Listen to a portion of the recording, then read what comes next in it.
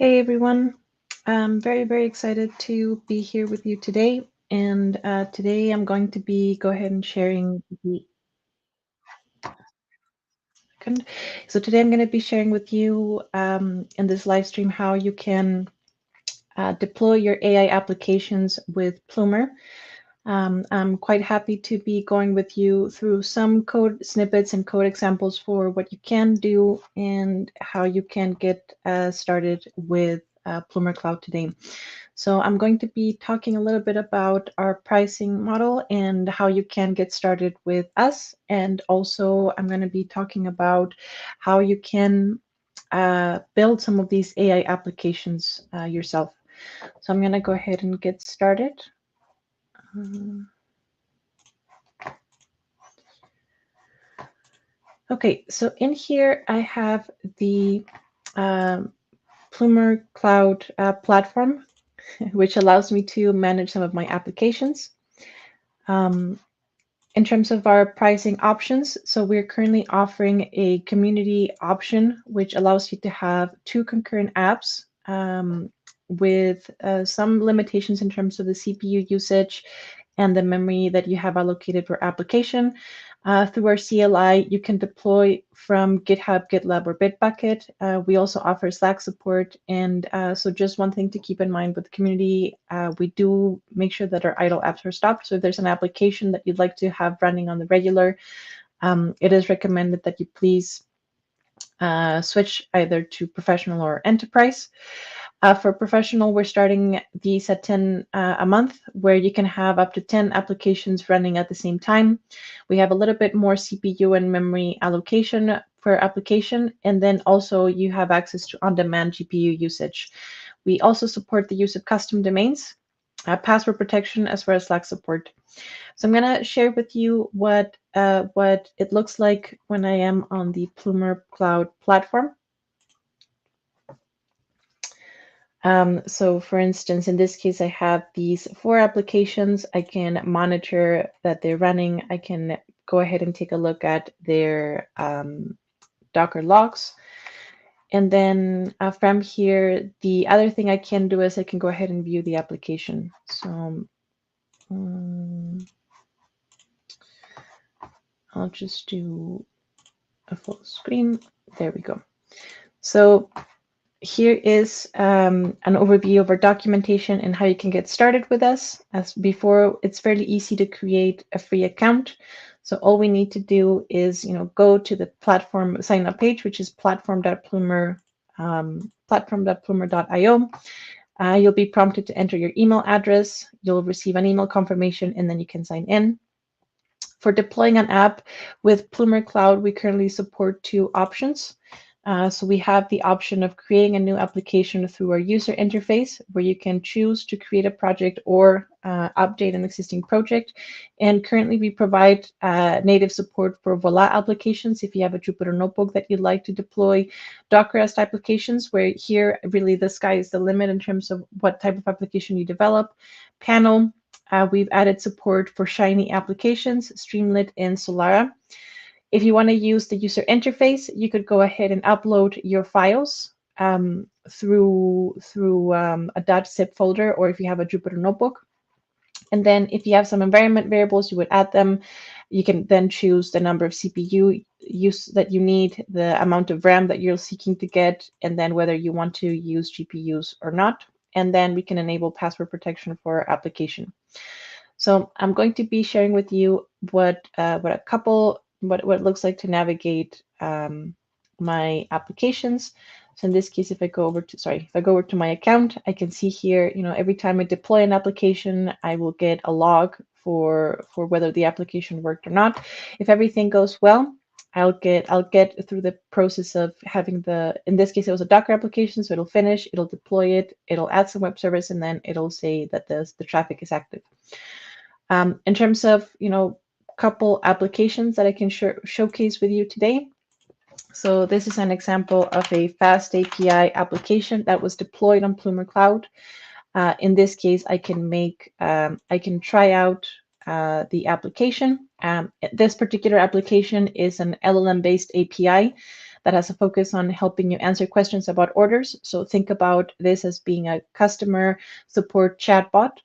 And one of the ways we can work with chatbots in the past, we typically design these to be tree-based or decision tree-based, where the chatbot might receive a question, and then the chatbot has the ability to, or it's instructed through programming or through the decision tree what to respond with. Some of these chatbots can sometimes be a little bit limited. So right now there's interest in incorporating large language models into our applications.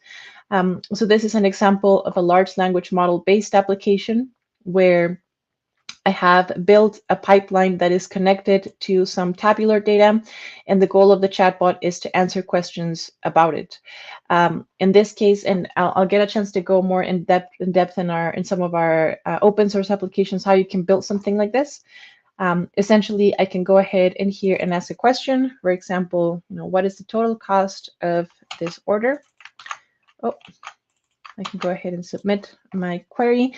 In this case, the query is going to get the LLM to retrieve the information about this specific order, and then it should tell me the description.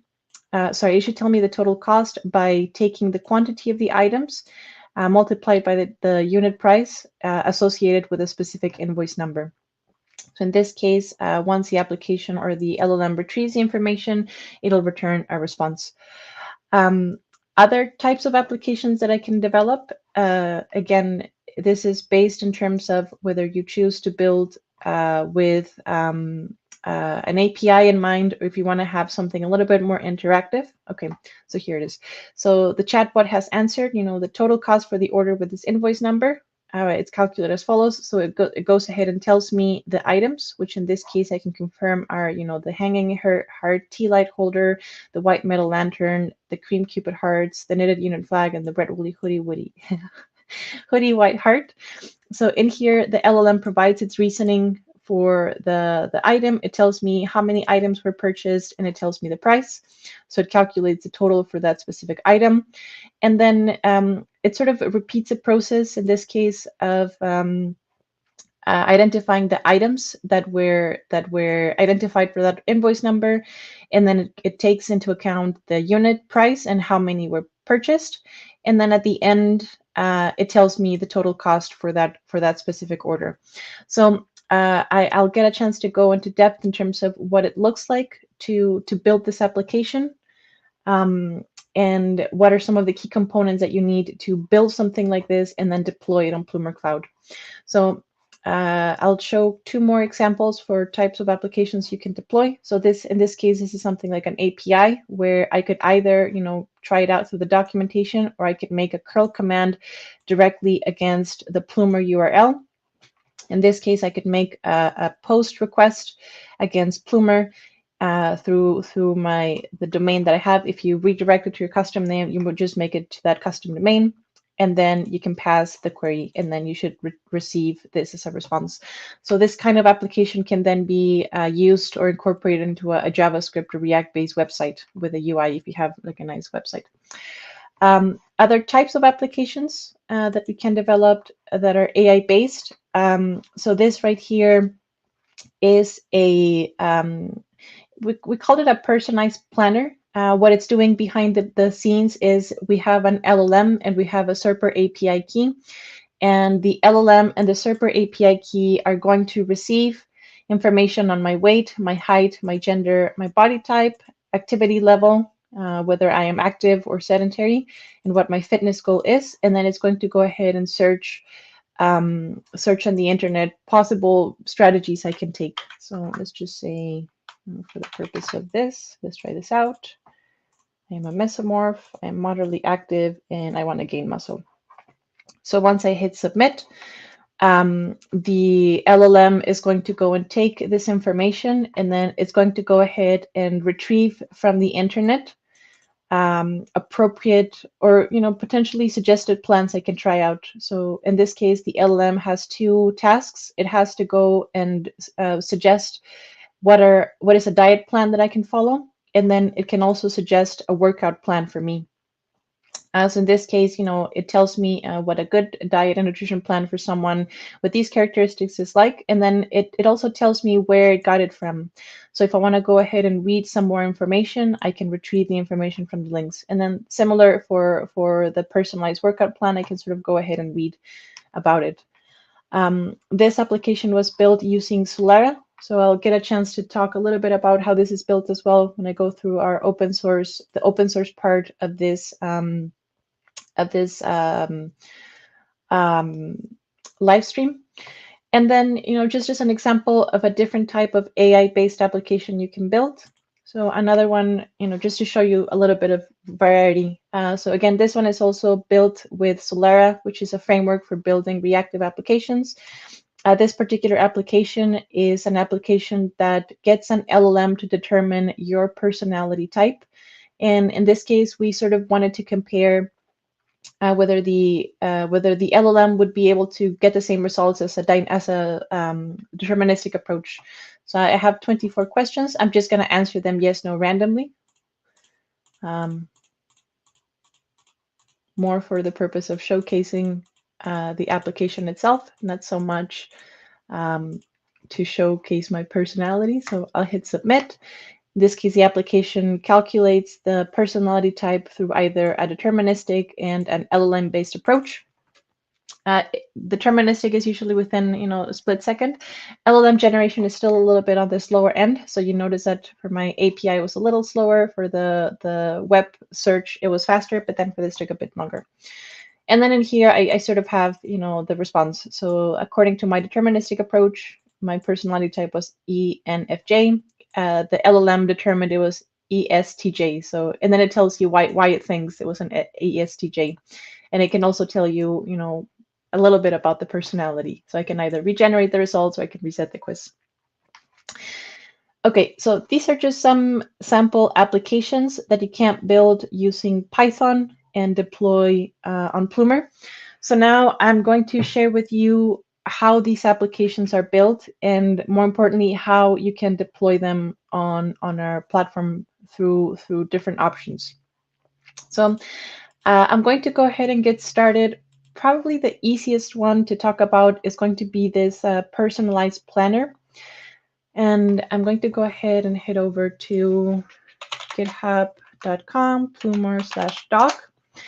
In here, you can find a repository with different examples and different applications that you can try out with some documentation on how to deploy them.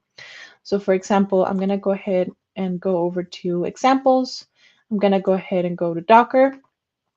And here it is. So in here, this application is fairly simple. It consists of an app.py file, a requirements.txt file, and my Docker file. So if I go over to my app.py, so maybe what I can do is I can share a little bit of what this application is doing. So in this case, this application is built using Python. And for this particular application, I am using a Python package known as Haystack. Haystack is a library for building production-ready LLM-powered pipelines and applications. And what Haystack allows me to do is it allows me to build pipelines that have an LLM component and that allows you to retrieve information from a knowledge base, like a document store. The other library that I'm using, so you can sort of if we're thinking about an application like this one in here, where I have my front end and my back end, my back end, namely the pipeline that is in charge of taking as input the characteristics, and as output, doing a web search and returning the results. This is sort of the back end that is carried by Haystack. And then the front end, which is sort of the form, the buttons, the drop downs, and the result display. This is all built with this package called Solera. So this package is sort of what's in charge of my front end application. So you can sort of see here that I have this application built all in Python. If you're not the type who likes to deploy or build websites using JavaScript and you'd like to prefer things in Python, this is one way you can build full stack applications with an LLM component. So I'll just walk you through what this application is doing. In this case, this is some CSS definition for the way I want my styling to be done on the web page. And two things that I'm using here. So in this case, I worked with OpenAI's API. So that is the LLM servers provider that I am using in the backend. If you have a preferred choice, if you have a model on Hugging Face that you want to use, or if you're working with an LLM on something like Amazon Bedrock or Google AI or Google Vertex, Haystack does support these models as well. So there's no you're not prevented from by just needing to use OpenAI. The next thing we'll see here is, in this case, so in my pipeline, so when we think about these RAG applications, we sort of have two main components, or two main workflows. We have what's known as a indexing pipeline, in which case the indexing pipeline has a job of taking information and transforming it so that it can be stored onto a vector store. And then we also have the retriever pipeline, or the question and answer pipeline, that has the job of taking a simple the user query, transforming it into embedding or vector format, and then the LLM goes and fetches the most appropriate response according to what the question contains. So some of the things that we're going to see here are the elements of these pipelines. So in this case, what I am doing is I am setting up here an in-memory document store for this particular application, where the document store is just going to go ahead and contain the website, the results from the websites. This in-memory document store is fairly small, and I'm using, in this case, a BM25 algorithm for searching. I'm going to generate instructions for the LLM through the use of prompt templates. In this case, the prompt contains information on what I wanted to do. In this case, I want the LLM to synthesize what it found on the internet. And then I wanted to tell me sort of the key points. So when I go back to my application, it sort of tells me, based off of the input, the advice the LLM provides for someone who is moderately active and wants to gain muscle is to consume a high protein diet. And in terms of the exercise, the LLM is suggesting to focus on weightlifting, doing cardio, and HIIT exercises. And then it sort of tells me how long I should be doing it for. And it tells me where it got it from.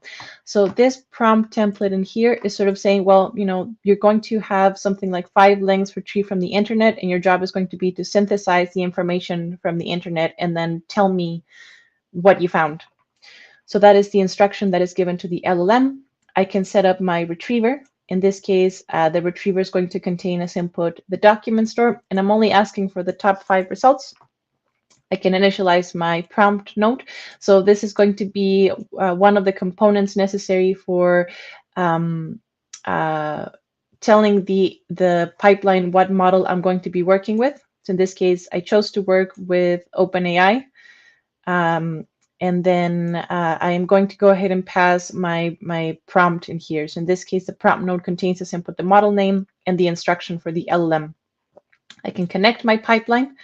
In this case, the pipeline is going to retrieve information that was obtained from the internet. And then I think that is sort of the backbone of it. This is where most of the back end work is taking place. The second part in here is more related to Solera. So within Solera, one of the things that we work with is with this idea of state management, where what's going on is that, through these buttons, I can sort of capture the state of the application. So if I hit clear results, the state is cleaned up and everything goes back to normal. And if I hit submit, the state needs to change and it needs to then display me the results. So when we define the state, so in this case, the only thing that is really changing in this application is the state of the diet plan. It's either empty or it has a response from the LLM. So in this case, I have my 2 states. I have my plan and my diet plan and my workout plan. And then I can add this idea of static methods, where I can sort of tell the application, I want you to display here, what is the sample diet plan, what is the sample workout plan once it's ready. So this is just for loading a sample. I can add a method for resetting. So this reset method is what gets called whenever I press this clear results. It's just going to go ahead and get removed. And then from here, I have this function that's called display results. So I'm going to get the values from the state of this form. So in this case, I've entered information onto my form. So I've changed the state of the application. When I hit submit, these results are stored and then used for the application. And then, this piece right here is just defining this, the user input form, where I'm going to set up a state for the weight, the height, the age, the gender, the body type, the activity level, and the goal. So these corresponds to these little drop down or boxes in here. And then I have my unsubmit button, which essentially has the job of generating the diet plan and the workout plan, which we'll get to in a little bit. That is the second part of this, using a little bit of LLMs. And then in here, the way I'm defining my UI through the use of Solera is through these Solera objects. So I can define a column that allows me to have a layout. And then in here, you notice it's fairly easy for me to set up my input boxes. So my weight and height, I want them to be input float. So I can go ahead and enter, 80.5 if I wanted, and I can submit my results. And then I can do select if I want to do a drop down menu on, the gender, the body type, the activity level, and the goal, etc. So that's sort of, this is sort of the UI based application. In terms of how the LLM is retrieving information from the internet when it does its search, where I'm using this haystack function called web search that takes as input a SERPer API key. I provide the question, what is a good workout plan for someone who has, the gender, the weight, the height, etc. The function can then execute the query against the internet. I have my documents as the results. And then this pipeline right here that comes from the haystack-based pipeline that I showed earlier. So if I go back to the top right here, this is this pipeline right here. So the web search function is going to go ahead and retrieve results from the internet, and then the pipeline is just going to populate an in-memory document store with my web search results, and then provide a summary for the recommendations. So in here, I initialize my pipeline, I execute my query, and then I can process my answers. So all of this comes just from the data structure that comes from this result. And then the last piece really here is just I have this page component, which really just allows me to say what I want my application to have. So this is fairly simple. I just have an app bar title that says personalized diet and workout planner. So this is just this right here. I have my row where I have, a few markdown entries where I can say, this is what I'm going to show you. And then I can add my input form. I can add my display results, and that's it. This is really all I need to build this type of application. Now we get to talk about deployment with Plumer. So in this case, with Plumer Cloud, all we need to do is just set up a little Docker file where I can add my application. If you have environment variables, you can store them into your env file and then just add them to we're going to be doing this locally. We're not going to be doing it from GitHub. From GitHub, we would never add something like env, but if you have this file stored locally, you can add it as part of your packaging. Requirements is the only other thing that's really needed. So this is just me saying what are the packages that my application depends on. And then from here, I can run pip install. This is just if you're using a low memory, or if you don't care about using GPU. Some of the requirements have GPU dependencies. I don't want to use these, so all this is doing is just ensuring that I'm only working with CPU, which is a lot less memory intensive. And then I have here entry point. This is just a command Solera run app.py, hosted on 000 port 80. So now I get to show you what this looks like from the I'll show you what this looks like from the terminal. So I'm going to go ahead and clear this. Okay, so in here I have my fitness tracker. So I have my app and I have my Docker file. Let's see where we at. Okay, so I'm going to go to fitness tracker. And then in here, you'll notice that I have this Plumer Cloud, Plumer Cloud JSON file. So this is generated as follows. So the first thing I want to do is I'm just going to zoom in a little bit here. Okay, so the first thing I want to do is I want to pip install Plumer Cloud.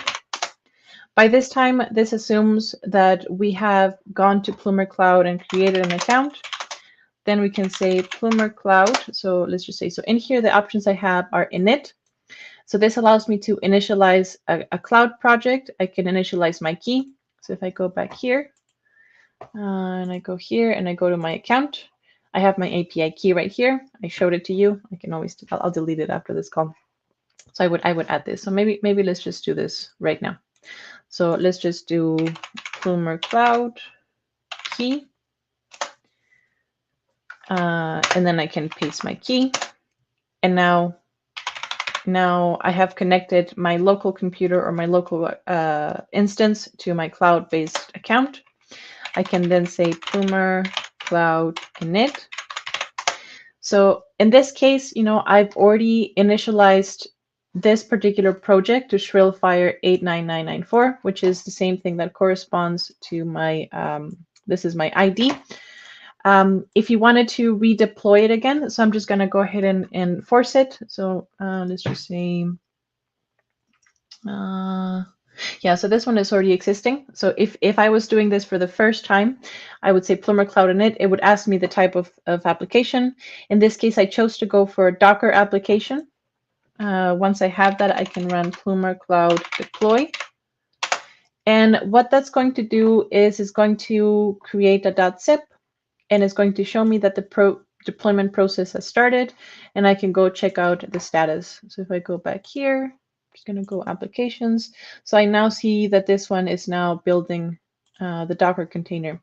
And what's nice about it is, while this is getting built, I can still go back to my application and work on it. If I want to continue showing it before I redeploy the changes, or if there's any issues with my new deployments, the previous deployment stays nice and safe without any issues. So from here, it'll just build the Docker container, deploy, and then I'll just have to wait time until this is done. But once this is done, I can set it up. One thing, obviously, that you can do with something like Plumer CLI is that you can automate your deployments with something like GitHub Actions.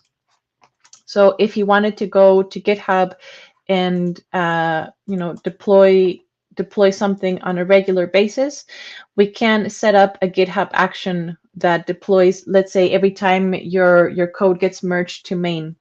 In this case, you would want to add a secret with your API key, and you could initialize an action where you can just pass the commands that I shared here with you, Plumer Cloud init, Plumer deployed, and then say that you want to deploy it at the time of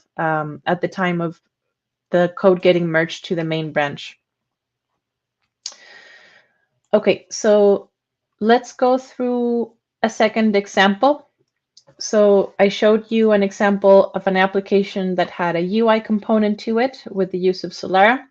So maybe let's take a look at a more complex application where I have something like maybe an API. And this is still an LLM powered API where I'm using someone else's API, but I'm adding a little bit of a spin by connecting the LLM to my own source of data. So in this case, what I have here is, and I'll go ahead and go back to the code. I'm going to go back down here and I'll show you what's going on. So within my examples, you can check out this example on Docker. And I think right now this one is still under constructions. So I'll put it under customer chatbot, examples, Docker, FastAPI AI helper. So in here, you can read a little bit more about how this application works. So as before, you know, in the backend, we're using Haystack as our framework to build retrieval augmented generation. So in this case, you can go check out Haystack and you can go through the documentation and tutorials for how to build some of these backend pipelines with an LLM component. The API itself is built with FastAPI. The application is fairly straightforward as well. And then we deployed on Plumer Cloud through the use of the CLI, which I just showed you. In terms of the data that this application has, so my sample data contains my invoice number, the stock code, the item description, how many items were purchased, the date of the purchase, the unit price, the ID of the customer, and where it was purchased. These are some of the sample questions.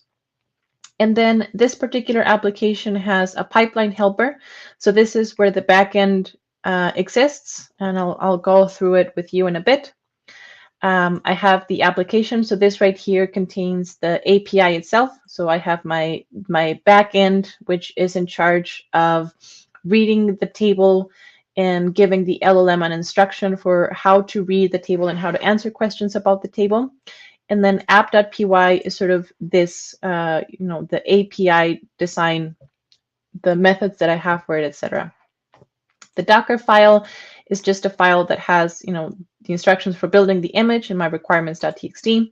And as I saw before, to deploy this application on Plumer Cloud, all I have to do is get an account, generate an API key, and then once that's done, we can deploy directly from the CLI by doing pip install Plumer Cloud, adding your key, initializing your application, and then deploying. So let's go together through the different components. So in here, I have my pipeline helper. So this one is a little bit more complex because in this case, I will want to first make sure that I have a data source, that I read it and clean it. So this particular function right here is just taking data from, originally I sourced it from Kaggle, but the data source is from the UC machine learning repository. I just read my data. I did a little bit of cleaning. I didn't want to deal with empty customer IDs. I turned all the column names into lowercase, and then I saved my data frame as a dictionary.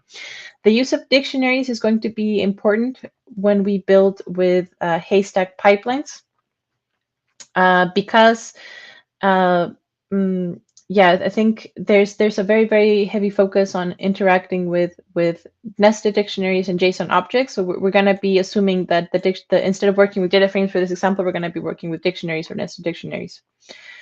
The next thing I want to do in this is once I transformed my tabular data into a dictionary, is I want to generate a Haystack document data structure. And the reason for this is because my applications contain, so Haystack contains sort of an entire workflow for building LLM-powered applications. And so they have created data structures that'll make it easy for you to process your data within their framework. So in this case, we're going to transform our data structure first from a data frame into a dictionary, and then from a dictionary into a Haystack document store. The LLM can go and fetch information directly from the document store. So all I'm doing in here is I'm just parsing through the different entries in the dictionary. In this case, what I have done is I have turned my data frame into a dictionary where it's going to be a list of dictionaries where each entry is one row. So one dictionary corresponds to one record.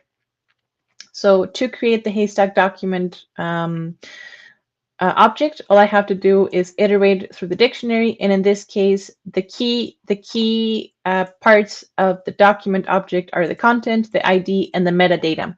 So the use of metadata is going to be very useful for the LLM to get additional information about the data. In this case, what I'm doing is I am creating this sentence that contains basically a snapshot of the record, and then I add metadata for each and every one of the fields. In this case, each document will have like a sentence telling me what was purchased, and then the metadata contains one field per record. To populate the document store, in this case, all I'm doing is once I have these as Haystack document objects, I will populate an in-memory document store. I write the documents, and then I can now initialize my pipeline. So I had shown you before a very simple prompt template where really all I said before was I want you to synthesize and I want you to summarize the information. This prompt template is a little bit more thorough in that I am telling the LLM how I want it to behave. In this case, you know, the job of the LLM is to help customers and employees with their questions about purchases and products.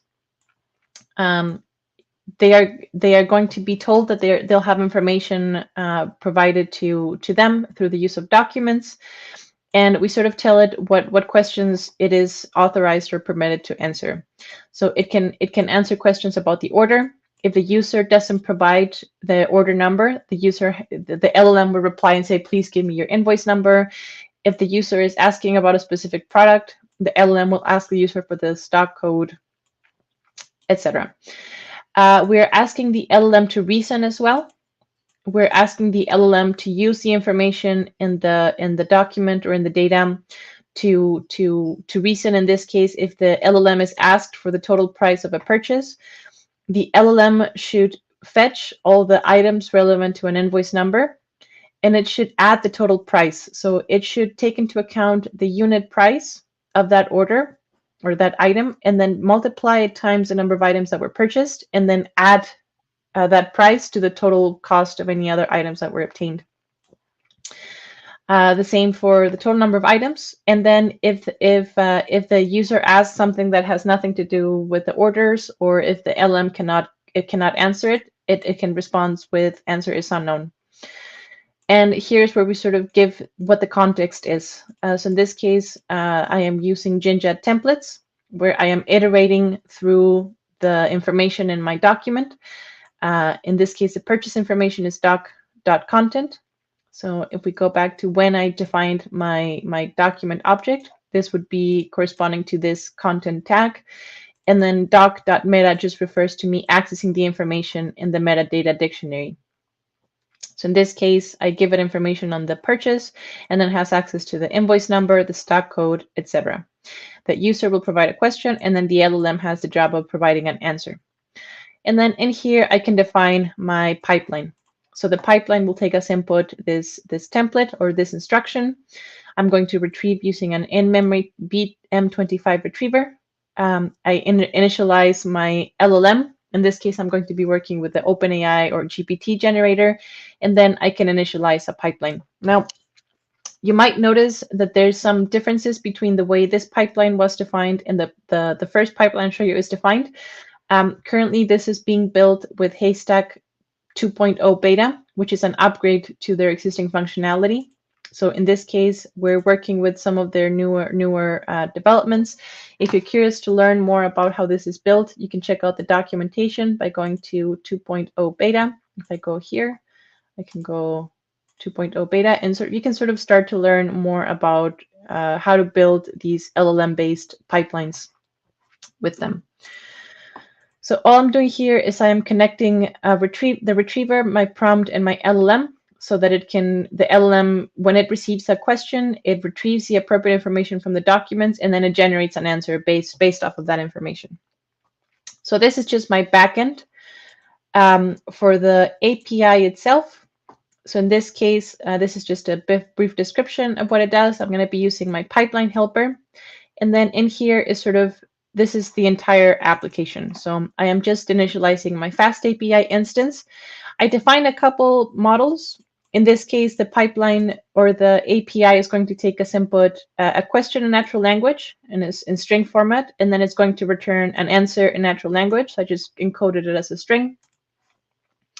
In this case, I am going to initialize my backend pipeline. So I read my data, I generate my Haystack document objects, I populate my document store, and I initialize the pipeline that's going to be making inferences.